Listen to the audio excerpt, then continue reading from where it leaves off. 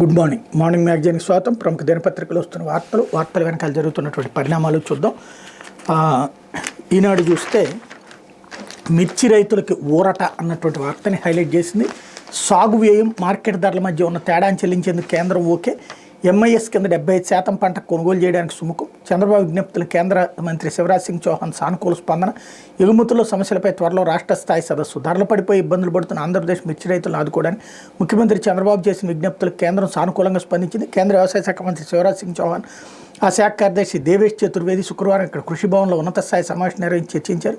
ఇందులో ఆంధ్రప్రదేశ్ తరపున పౌర విమానయాన శాఖ మంత్రి కె రామ్మోహన్ నాయుడు అమరావతి నుంచి వీడియో కాన్ఫరెన్స్ ద్వారా రాష్ట్ర వ్యవసాయ శాఖ మంత్రి అచ్చెన్నాయుడు ఇతర అధికారులు పాల్గొన్నారు. ఇందులో ప్రధానంగా మార్కెట్ ఇంటర్వెన్షన్ స్కీమ్ కింద కొనుగోలు చేసి మార్కెట్ ధర సాగు ఖర్చుకు మధ్యలో ఉన్నటువంటి తేడాని భరించాలన్నటువంటి పాయింట్ మీద చర్చ జరిగిందన్నటువంటి వార్తని హైలైట్ చేశారు. అలాగే టమోటా రైతుకు ప్రభుత్వం బాసట అంటూ మార్కెట్ జోక్యం కింద పొలాల్లోకి వెళ్ళి పంట సేకరణ 1020 క్వింటాల సేకరించారన్నటువంటి వార్తని హైలైట్ చేశారు. లేకపోతే దురుద్దేశంలోతోనే జైల్లోకి అనుమతి అంటూ డాక్టర్ చైతన్య రెడ్డి, శివశంకర్ రెడ్డి కుమారుడని తెలిసే వైద్య శిబిర నిర్వహణ. కడప కేంద్ర కారాగారం పూర్వ సూపరింటెండెంట్ ప్రకాష్పై అభియోగాలు నమోదు. జైల్లోకి వెళ్లి వివేకాచ్య కేసు అప్రూవర్ దస్తగిరి చైతన్య రెడ్డిని బెదిరించిన వ్యవహారం. వివేకాచ్య కేసు అప్రూవర్ షేక్ దస్తగిరిని ఆ కేసులో నిందితులైనటువంటి దేవిరెడ్డి శివశంకర్ రెడ్డి కుమార్ డాక్టర్ చైతన్య రెడ్డి జైల్లోకి వెళ్లి బెదిరించిన ఘటనకు సంబంధించి కడప కేంద్ర కారాగారం అప్పటి సూపరింటెండెంట్ INH ప్రకాష్ మీద ప్రభుత్వం అభియోగాలు నమోదు చేసింది. వైద్య శిబిరం కోసం అంటూ చైతన్య రెడ్డిని జైల్లోకి అనుమతించి ప్రకాష్ నిబంధనల ఉల్లంఘన దుష్ప్రవర్తనకు పాల్పడ్డారని పేర్కొంది. కడప రిమ్స్ GGHలో ప్రత్యేక నైపుణ్యం కలిగిన వైద్యులు అందుబాటులో ఉన్న ఖైదీలకు వైద్య పరీక్షల పేరిట చైతన్య రెడ్డి జైల్లోకి ప్రవేశించేందుకు దురుద్దేశపూరితంగా వీలు కల్పించి కారాగార పరిపాలనా నిబంధనల పద్ధతులను ఆయన ఉల్లంఘించారని పేర్కొంది. ప్రకాష్ ప్రస్తుతం నెల్లూరులోని AP state training academy for reformation services ప్రిన్సిపల్గా ఉన్నారు. చైతన్య రెడ్డి శివశంకర్ రెడ్డి కుమారుడని ప్రకాష్కి తెలుసు. అయినా దస్తగిరి అదే జైల్లో రిమాండ్లో ఉన్న సమయంలో చైతన్య రెడ్డిని లోపలికి అనుమతించారు అన్నటువంటి వార్తని హైలైట్ చేస్తూ బ్యారక్ల సందర్శనకు వీలు కల్పించి భద్రతాపరమైన ప్రోటోకాల్ ఉల్లంఘించారు కాబట్టి ఆయన మీద చర్య తీసుకోవాలన్నటువంటిది రెడీ అవుతున్నారన్నటువంటి వార్తని హైలైట్ చేశారు. లేకపోతే చెత్త పన్నుకు చెల్లుచీటి. నగరాలు పట్టణాల్లో వసూలు చేస్తున్న చెత్త పన్ను నుంచి ప్రజలకు విముక్తి లభించింది. 2024 డిసెంబర్ 31 నుంచి చెత్త పన్ను రద్దు అమల్లోకి వచ్చినట్టుగా పురపాలక పట్టణాభివృద్ధి శాఖ శుక్రవారం నోటిఫికేషన్ జారీ చేసింది. చెత్త పన్ను వసూళ్లను నిలిపేస్తూ 2024 డిసెంబర్లో కూటమి ప్రభుత్వం తీసుకొచ్చిన మున్సిపల్ చట్ట సవరణ అసెంబ్లీ ఆమోదించింది. దానికి గవర్నర్ అనుమతితో ఇటీవల గెజిట్ విడుదలైంది అన్నటువంటి వార్తని హైలైట్ చేశారు. ఇప్పటికీ 9 నెలలు అయింది, ఇప్పుడు గెజిట్ వచ్చింది. అది అసలు ఆ రోజునే ఆర్డర్ వేశారు అన్నటువంటి. అయితే అది పక్కన పెడితే చెత్త పన్ను అన్నటువంటి దానికి సంబంధించి ఇప్పుడు దానికి ఆల్టర్నేటివ్ లేకపోవడం వల్ల దాని డబ్బులు రాష్ట్ర ప్రభుత్వం భరించకపోవడం వల్ల ఇప్పుడు వారం రోజులకు ఒకసారి లేకపోతే వారానికి 2 సార్లు మాత్రమే చెత్త ఇళ్ళ దగ్గర కలెక్ట్ చేస్తున్నారు. అది పెద్ద సమస్య అయింది. మనం ఒక సమస్యను పరిష్కరించబోయి ఇంకొక సమస్యను సృష్టించామన్న విషయాన్ని జాగ్రత్తగా పక్కన పెట్టేశారు. లేకపోతే అసభ్య పోస్టుల్ని కట్టడి చేయాల్సిందే అంటూ పిటిషనర్లు హద్దులు మీరారు. వైకాపా సోషల్ మీడియా కేసులో హైకోర్టు వ్యాఖ్యలు తీసుకున్న చర్యలపై నివేదిక ఇవ్వాలని పోలీసులకు ఆదేశం. ఒకరిపై మరొకరు ప్రతీకారం తీర్చుకునేందుకు చేసే వ్యాఖ్యలతో అంతిమంగా సామాజిక మాధ్యమ సంస్థలు లాభపడుతున్నాయని హైకోర్టు వ్యాఖ్యానించింది. సోషల్ మీడియా వేదికగా వస్తున్న అసభ్యకర పోస్టులను కట్టడి చేయాల్సిన అవసరం ఉంది. అభిప్రాయాలను స్వేచ్ఛగా వెల్లడించేందుకు చట్టం అనుమతిస్తుందన్న కారణంతో వ్యక్తుల ప్రతిష్టకు భంగం కలిగేలా అసభ్య పోస్టులు పెట్టడానికి వీల్లేదు. ఏది అసలైందో ఏది నకిలీనో గుర్తించలేకుండా ఫోటోలు మార్పింగ్ చేస్తున్నారు. డీప్ ఫేక్ ఫోటోలపైన పోలీసులు దృష్టి పెట్టాలని సూచించింది. అసభ్య అభ్యంతరకర పోస్టులు నిరోధించేందుకు ఇప్పటికే పోస్ట్ చేసిన వాటిని తొలగించేందుకు సామాజిక మాధ్యమ సంస్థలకు ఏమైనా సూచనలు చేశారా, అందుకు తీసుకున్న చర్యల వివరాలను కోర్టు ముందుంచాలని పోలీసులను ఆదేశించింది. పోస్టులు పెట్టడంలో పిటిషనర్లు హద్దులు మీరారనడంలో సందేహం లేదని వ్యాఖ్యానించింది.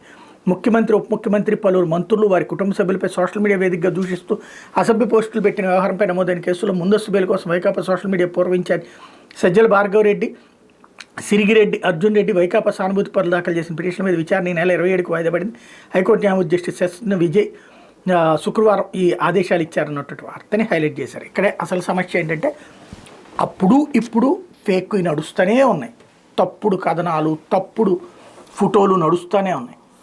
ఆనాడు సగమే నడిచింది, ఈనాడు సగమే నడిచింది. పరిష్కారం ఏంటి అన్నది లేదు. పోలీసులు నిజంగా ఎవడు మార్పింగ్ చేసిన కేసు అంటే గొడవే ఉండదు. పోలీసులు అట్ట చేయరు, అధికారంలో ఉన్న వాళ్ళ పక్షాన్ని నిలబడుతుంటారు. అదే సమస్య అవుతున్నది.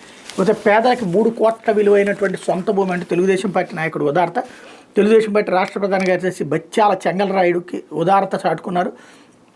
పేదల సొంత ఇంటికాలను సాకారం చేసేందుకు అన్నమయ్య జిల్లా రైల్వే కోడూరు మండల పరిధిలోని ఉల్లగట్టుపోడు అరుంధతివాడ పాసులకు 3 కోట్ల విలువైన స్థలాన్ని ఇస్తున్నట్టు ఆయన వెల్లడించారు. రైల్వే కోడూరులో శుక్రవారం లబ్ధిదారులతో సమావేశమై 3 ఎకరాల్లో 2.5 సెంట్ల చొప్పున 102 కుటుంబాలకు భూమి కేటాయిస్తామని తెలిపారు. త్వరలోనే ప్లాట్లను రిజిస్ట్రేషన్ చేయిస్తామన్నారు అన్నటువంటి వార్తని హైలైట్ చేశారు. ఇప్పుడు దాడి చేయడం తప్పే, రామరాజ్యం ఆపేది లేదు. తెలంగాణలోని చిలుకూరు బాలాజీ ఆలయ పూజారి సిఎస్ రంగరాజన్పై దాడి చేయడం పై తప్పేనని ఒప్పుకున్న నిందితుడు వీర్రాఘవరెడ్డి తన రామరాజ్య వ్యవహారాలు మాత్రం ఆపేది లేదని చెప్పినట్టు సమాచారం. ఆయన పోలీస్ కస్టడీ ముగియడంతో శుక్రవారం రాజేంద్రనగర్ కోర్టులో హాజరుపరిచారు. ఇప్పటికే జ్యుడిషియల్ రిమాండ్లో ఉన్న నిందితుడిని తిరిగి చెంచల్గూడ కారాగారానికి తరలించాలని న్యాయమూర్తి ఆదేశించారు. వీర్రాఘవరెడ్డిని 3 రోజుల పాటు విచారించిన మొయినాబాద్ పోలీసులు కీలక విషయాలను రాబట్టినట్టు సమాచారం. ఆయన తెలుగు రాష్ట్రాల్లో 6 దేవాలయాలు భారీ ఎత్తున డబ్బులు వసూలు చేసినట్టు తేలింది. దీంతో అతని ఖాతాలు స్టేట్మెంట్ల కోసం బ్యాంక్ అధికారులకు పోలీసులు లేఖలు రాశారన్నటువంటి వార్తని హైలైట్ చేశారు. చివరికి హిందువుల్ని దోచుకునేటటువంటి సరికొత్త హిందూ ఉద్యమకారుడు దొరికాడనమాట. లేకపోతే సాక్షి సెకీ ఒప్పందం సక్రమమే అంటూ తేల్చి చెప్పిన ఆంధ్రప్రదేశ్ విద్యుత్ నియంత్రణ మండలి ఎలాంటి లోపాలు లేవు, అంతా నిబంధనల మేరకే జరిగింది కాబట్టి రద్దు చేయడం కుదరదు, అంతర్రాష్ట్ర ప్రసార ఛార్జీలు వర్తించవు, సెకీ నుంచి ఏడాది 4000 మెగావాట్ల కొనుగోలుకు అనుమతి, డిస్కంలో విద్యుత్ సేకరణ ప్రణాళిక ఆమోదం, ఇన్నాళ్ళు ఒప్పందంపై విషం చిమ్మిన చంద్రబాబు టీడీపీ కరపత్రం, అది రాష్ట్ర చరిత్రలోనే కారు చౌక ఒప్పందం, నాడు స్వయంగా లేఖ రాసిన సెకీ, ఐఎస్టీఎస్ ఛార్జీల నుంచి మినహాయింపు, 25 ఏళ్ల దురదృష్టతో ఒప్పందం, ఖజానాకు 1.1 లక్ష కోట్ల ఆదా, 7000 మెగావాట్ల సోలార్ ఒప్పందం ఏ ప్రభుత్వంలోనూ జరగలేదు, డిస్కంలు కూడా ఎలాంటి ఒప్పందాన్ని ఎన్నడూ కుదుర్చుకోలేదు, 3వ వ్యక్తి ప్రమేయం లంచాలకు ఎక్కడా తావేలేదు, సెకీ నుంచి 7000 మెగావాట్ల సౌర విద్యుత్ సేకరణకు సంబంధించిన అనేక అభ్యంతరాలు వివిధ కారణాలతో వచ్చాయి. సెకీ విద్యుత్ సేకరణలో లంచాలకు సంబంధించి మీడియా కథనాలు బట్టి ఏపీఆర్సీ ఇచ్చిన ఆమోదాన్ని రద్దు చేయాలని కొందరు కోరారు. దీంతో పీఎస్సీపై ఏపీఆర్సీ మరోసారి దృష్టి సారించింది. ఆంధ్రప్రదేశ్ హైకోర్టు తీర్పును క్షుణ్ణంగా పరిశీలించింది. కేంద్ర విద్యుత్ శాఖ ఆదేశాలు, central electricity regulation commission, general network access నిబంధనలు, పవర్ పర్చేజ్ అగ్రిమెంట్ల ప్రకారం సెకీ విద్యుత్కి అంతర్రాష్ట్ర ప్రసార ఛార్జీలు వర్తించవు. అదేవిధంగా ప్రసార నష్టాల మినహాయింపు ఉంటుంది. సెకీ విద్యుత్ కొనుగోలుకు అనుమతించాల్సిందిగా డిస్కంలు ప్రతిపాదించి అందువల్ల ఈ 7000 మెగావాట్లలో ఈ ఏడాది 2025-26లో 4000 మెగావాట్ల విద్యుత్ సేకరణ ప్రణాళిక పవర్ ప్రొక్యూర్మెంట్ ప్లాన్లో చేర్చకపోవడానికి కమిషన్కి ఎటువంటి కారణం కనిపించట్లేదంటూ ఏపీఆర్సీ ఇచ్చినటువంటి స్టేట్మెంట్ హైలైట్ చేశారు. అయితే 8 ఏళ్లు గడిచినా నా బిడ్డకు న్యాయం చేయరా గిరిజన మహిళ అనే ఇంత నిర్లక్ష్యం. టీడీపీ కూటమి సర్కార్ తీరుపై సుగాలి ప్రీతి తల్లి ఆవేదన. కేసు నీరుగార్చేందుకు చంపడం మినహా అనేక చిత్రహింసలు పెడుతున్నారు.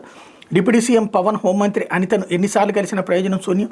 ఈ కేసును సీబీఐకి అప్పగిస్తూ ఉత్తర్వులు ఇచ్చిన జగనే, ఆయనే మమ్మల్ని ఆదుకున్నారు, ఇంటి స్థలం, పొలం, ఉద్యోగం ఇచ్చారు అన్నటువంటి వార్తని హైలైట్ చేశారు.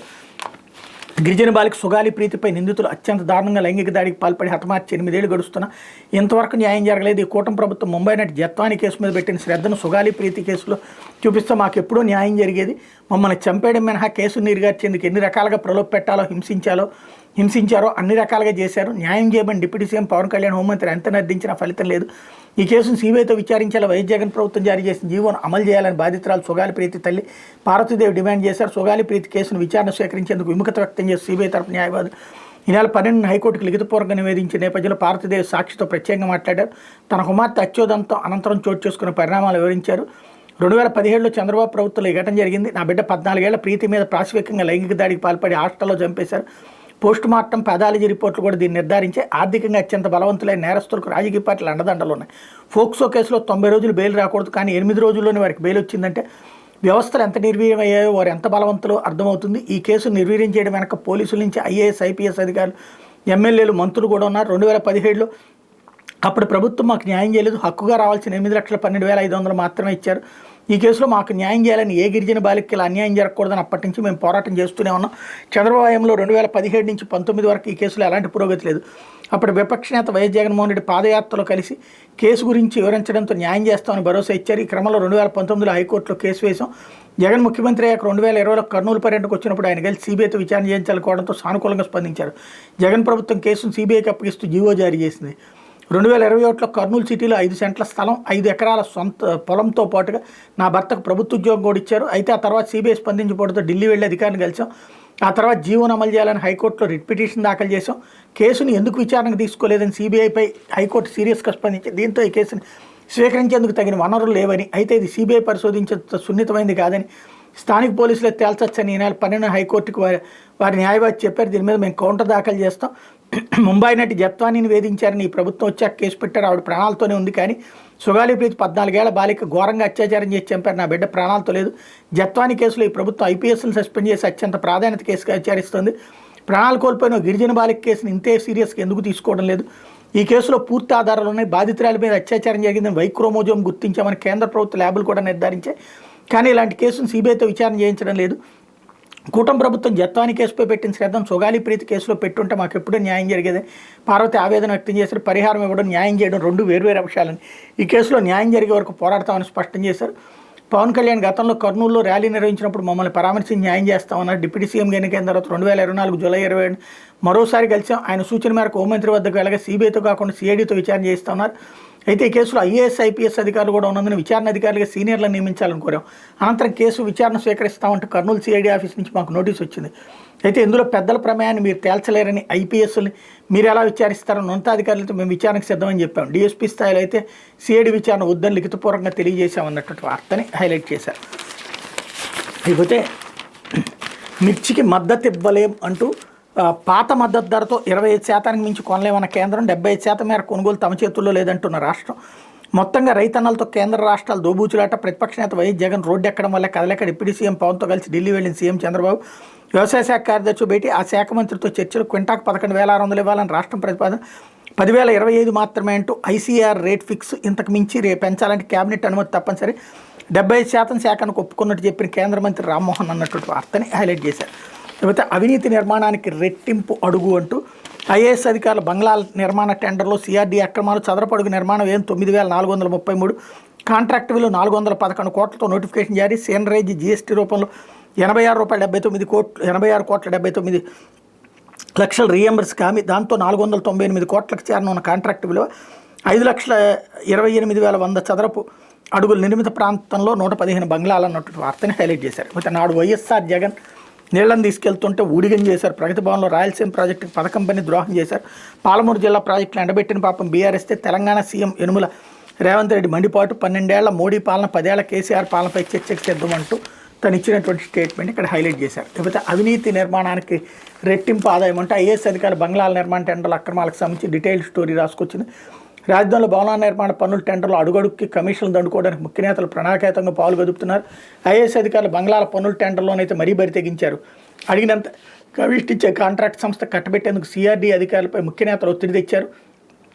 నిర్మాణ అంచనా వ్యయాన్ని పెంచేసేలా చక్రం తిప్పారు. ఆ కాంట్రాక్ట్ సంస్థ బ్రోకర్చే నిబంధనలు పెట్టి టెండర్ నోటిఫికేషన్ జారీ చేయించారు. నిర్దేశించిన కాంట్రాక్ట్ విలువ కంటే అధిక ధర కాంట్రాక్ట్ సంస్థకు పన్నులు కట్టబెట్టాక అందులో 10% ప్రభుత్వ ఖజానా నుంచి మొబిలైజేషన్ అడ్వాన్స్గా ముట్టజెప్పి దాన్నే తొలి విడత కమిషన్గా వసూలు చేసుకోవడానికి స్కెచ్ చేశారు. ఆ తర్వాత చేసిన పనులకు బిల్లులు చెల్లించేటప్పుడు మిగతా కమిషన్ వసూలుకి ప్రణాళిక రచించారు అన్నటువంటి వార్తని హైలైట్ చేసింది. లేకపోతే ఏప్రిల్ 1 నుంచే ఇంటర్ తరగతులు. సిబిఎస్ఈ విధానాలు, ఎన్సీఈఆర్టీ సిలబస్తో ఇంటర్ విద్యా బోధన. 2025-26 విద్యా సంవత్సరం నుంచి ప్రభుత్వ జూనియర్ కాలేజీలో నూతన విధానం. ఏప్రిల్ 23 నుంచి వేసవి సెలవులు. ఏప్రిల్ 5 నుంచి ఇంటర్ మొదటి సంవత్సరం ప్రవేశాలు. 10th పరీక్షలు రాసిన వాళ్ళందరికీ కాలేజీలో చేరే అవకాశం. 10వ తరగతి పాస్ అయిన వారు కొనసాగింపు అన్నటువంటి వార్తని హైలైట్ చేశారు. లేకపోతే మిర్చికి మద్దతు ఇవ్వలేం అంటూ పాత మద్దతు ధరతో 20% సంబంధించినటువంటి వార్తని ఇక్కడ హైలైట్ చేశారు. లేకపోతే కేంద్రమే టమోటా కొనాలి అంటూ చేతులెత్తేస్తున్న కూటమి ప్రభుత్వం నాఫెడ్ ఎన్సీసీఎఫ్ ద్వారా సేకరించాలని వెంతే మార్కెట్ ఇంటర్వెన్షన్ స్కీమ్ కింద రాష్ట్రమే కొనుగోలు మాత్రం మిరప విషయంలోగా చివరికి టమోటా రైతుల విషయంలో కూడా రాష్ట్ర ప్రభుత్వం చేతులెత్తేసింది. టమోటాలను కేంద్రమే కొనాలంటూ అభ్యర్థిస్తోంది. జాతీయ సహకార వినియోగదారుల ఫెడరేషన్, జాతీయ వ్యవసాయ సహకార మార్కెటింగ్ ఫెడరేషన్ నాఫెడ్ ద్వారా కొని తమిళనాడు, తెలంగాణ, మధ్యప్రదేశ్, మహారాష్ట్ర అమ్మేలా ఏర్పాటు చేయాలని, అన్ని రకాల ఆపరేషనల్ ఖర్చులను కూడా భరించాలని కోరుతోంది.